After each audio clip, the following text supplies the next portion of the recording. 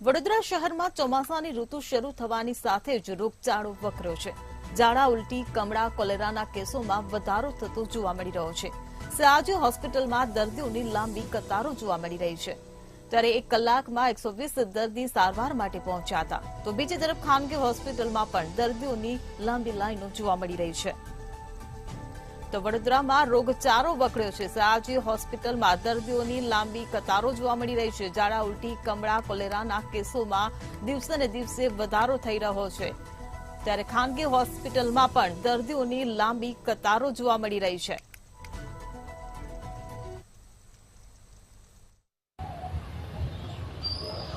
Smart city વડોદરામાં રોગગ્રસ્ત તંત્રના પાંપે રોગચાળો વકર્યો છે।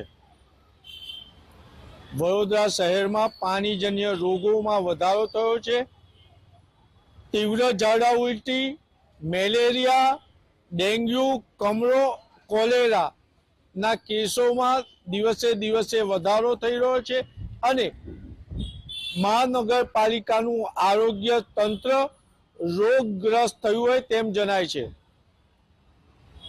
વડોદરા મહાનગરપાલિકાના ભ્રષ્ટ સત્તાધીશો એક બાજુ પાણીજન્ય રોગો વધી રહ્યા છે, ત્યારે કોરોના કાળમાં કોરોનાના કેસો ઓછા બતાવનાર હવે કોલેરાના પણ કેસો છુપાવી રહ્યા છે। અને જ્યારે વડોદરા શહેરમાં પાણીજન્ય રોગો થયા છે અને પાણી વડોદરા મહાનગરપાલિકા આપે છે, ત્યારે ભ્રષ્ટ સત્તાધીશો પાણીપુરીવાલાને ત્યાં દરોડા પાડી અને સંતોષ માની રહ્યા છે। સ્થાયી સમિતિના અધ્યક્ષ ડોક્ટર શીતલ મિસ્ત્રી, જે કોરોના કાળમાં કોરોના કેસ છુપાવવામાં માહિર હતા, તે જ હવે આરોગ્ય તંત્રને પણ રોગગ્રસ્ત કરી અને કોલેરાના કેસ છુપાવી રહ્યા છે। યાકુતપુરા અને મચ્છીપીટમાં 2 કોલેરાના કેસ થયા હતા, પરંતુ આરોગ્ય તંત્ર રોગગ્રસ્ત હોય તેમ આંકડા છુપાવતું રહ્યું અને આજે સયાજી હોસ્પિટલમાં ઝાડા ઉલટીના કેસોના દર્દીની લાંબી લાઈનો અને કતાર લાગી।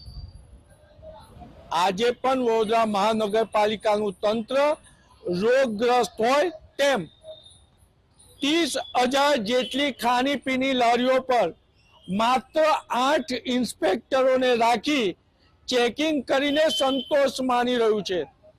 મહત્વની બાબત તો એ છે કે જ્યારે ફૂડ ઇન્સ્પેક્ટર કોઈ રેસ્ટોરન્ટ, હોટલમાં કે લારી પર જાય છે, તો આ જ કોર્પોરેટરને, આ જ હોદ્દેદારો તેમને કામગીરી નહીં કરવાનું દબાણ કરી રહ્યા છે, પરંતુ નોકરી ગુમાવવાની લાલચમાં કે ડરના માર્યા ફૂડ ઇન્સ્પેક્ટર શરમના માર્યા સખ્ત કાર્યવાહી નથી કરી રહ્યા તેવું ફૂડ વિભાગના કેટલાક અધિકારીઓ ચર્ચા કરી રહ્યા છે।